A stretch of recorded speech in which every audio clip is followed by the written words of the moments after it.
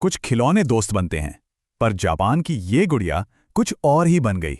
ये है ओकीकू गुड़िया की सच्ची कहानी। एक कहानी जो प्यार से शुरू हुई पर अंजाम खौफनाक था। बात है 1918 की।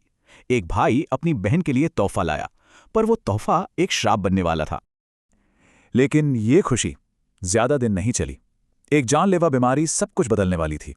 किकोको की मौत हो गई और कहते हैं उसकी आत्मा उस गुड़िया में बस गई। परिवार ने गुड़िया को याद के तौर पर रख लिया और बस यहीं से असली खौफ की शुरुआत हुई।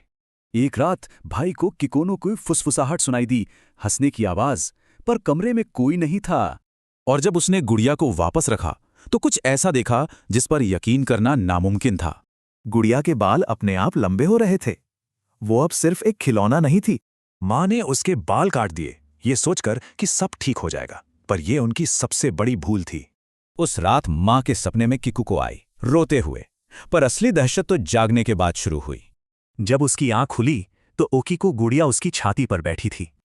डर के मारे परिवार ने गुड़िया को जमीन में गाड़ दिया, उससे छुटकारा पाने के लिए। लेकिन उसी रात उनके दरवाजे पर जोर जोर से एक खौफनाक दस्तक हुई। पिता ने डरते डरते दरवाजा खोला और सामने ओकीको खड़ी थी अपने आग। गुड़िया ने सीधा हमला कर दिया। उसके बढ़ते बालों ने पिता का गला घोट दिया। पूरे 20 साल सुजुकी परिवार इस खौफनाक साये में जीता रहा। आखिरकार वो हार गए। उन्होंने उस शापित गुड़िया को एक मंदिर को सौंप दिया। आज भी वो गुड़िया मन्नैंजी मंदिर में है, पर उसका आतंक खत्म नहीं हुआ है।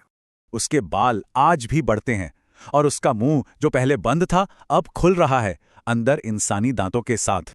तो क्या ये सच में किकुको की आत्मा है, या फिर कोई शैतानी ताकत जो बाहर आने का इंतजार कर रही है?